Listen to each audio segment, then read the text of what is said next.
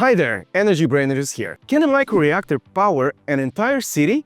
Let's find out. Imagine this. A city of 10,000 homes suddenly plunges into darkness. No lights, no internet, no air conditioning, no Netflix. Civilization as we know it collapses into pure chaos. Well, okay, maybe that's a little bit dramatic, but electricity is everything. And one way to solve this problem?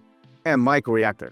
Yes, a nuclear reactor, but not the giant kind that takes decades to build and costs more than a billionaire spaceship. We're talking about a microreactor. Small, powerful, and fast to deploy. So what is a microreactor? Think of it as a nuclear power plant, but shrunk down to about the size of a school bus. These things are built in factories, shipped out, and installed like oversized Lego sets. But first, let's break down the entire nuclear family. Microreactors, small modular reactors or SMRs, and traditional power plants, and what they mean for electrifying homes. Each brings its own scale and story to the table. So let's explore how many households they can power and what sets them apart. Starting with microreactors, these pin-sized powerhouses top out at 20 megawatts of electricity. That's enough to light up roughly 15 to 20,000 homes, depending on usage. Think of them as the agile newcomers, small enough to hold in a truck, built in factories, and ready to plug into remote spots or small communities. They're like the energy equivalent of a pop-up shop, quick to deploy, focused on the job.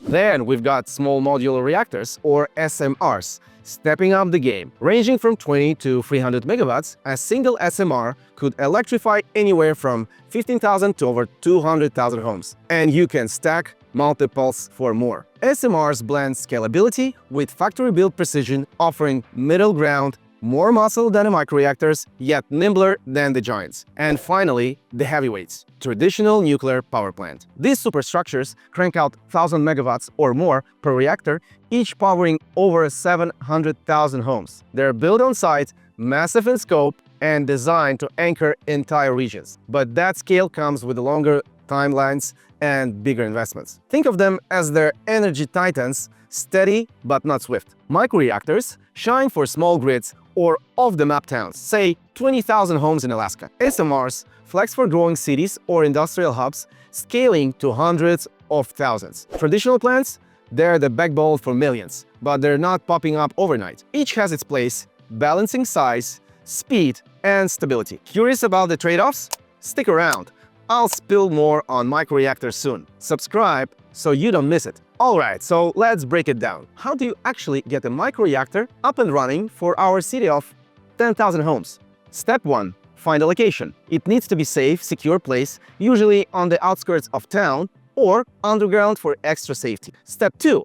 Plug it into the grid. Unlike fossil fuel plants that need miles of pipelines or solar farms that take up more land than a small country, a microreactor connects directly to the existing power infrastructure with minimum effort. Of course, the process is a little more complex, but you got the idea. Few months and you got your nuclear ready. And how do we fuel it?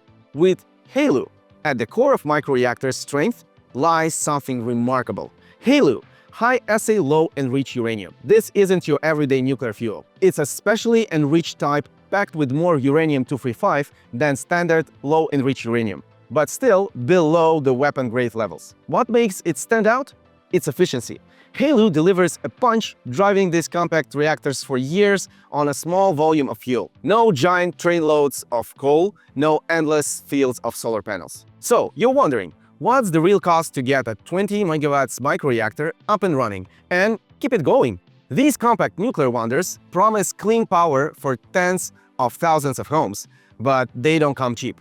These compact nuclear wonders promise clean power for tens of thousands of homes, but they don't come cheap. Let's break down the numbers for deployment and maintenance, peeling back the hype to see what's at stake. Talk about deployment. Building and installing a 20 megawatts microreactor isn't like slapping up a solar panel. Estimates float around 100 million to 150 million upfront. That's the capital cost for the nuclear reactor itself, factory built and shipped to the site. Take Last Energy's 20 megawatts design, they peg it under 100 million, but others, like Nano Nuclear, priced at 20 million to 50 million for smaller units, scaling up with size and complexity. Add in site prep, think concrete pads, grid hookups, and licensing hoops, and you're likely nudging 120 million to 200 million total. Why the range? It's 2025. Supply chains, regulations, and location quickly shift the bill. A remote Alaskan outpost? Higher transportation costs. Near city? Smoother logistics, but stricter oversight.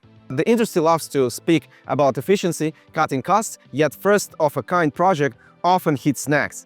Think NuScale SMR jumping from 5.3 billion to 9.3 billion 465 megawatts. Microreactors aim smaller, but don't bet on dodging overruns entirely. Maintenance is the next chapter. These reactors are pitched as low fuss. Passive safety and long fuel cycles mean less tinkering. For a 20 megawatts unit, annual upkeep might run at about $5 million to $10 million.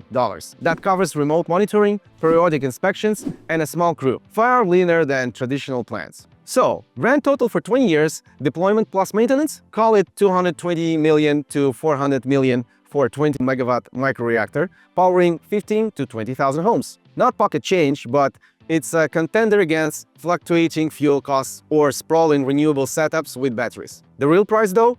Time will tell. Stay subscribed because we're digging deeper into the nuclear, but next time. So, what's the final word? No energy solution is flawless, and microreactors are no exception. They come with their own hurdles. Let's weigh them out and see where they stand. First, public perception. Mention nuclear, and some folks picture mushroom clouds blooming on the horizon. Let's a lead from reality. Microreactors aren't ticking bombs. They're engineered for precision and safety. Next, regulation. Because it's nuclear, the paperwork is, let's say, is just intense. Then there is the initial cost. Upfront bills high, but so is building any power plant. Microreactors offset that with long-term savings, humming along for decades, with low fuel and upkeep costs. Got insights to share? Drop them in the comments below and hit that subscribe button for more deep dives into energy's big stories. We're just getting started.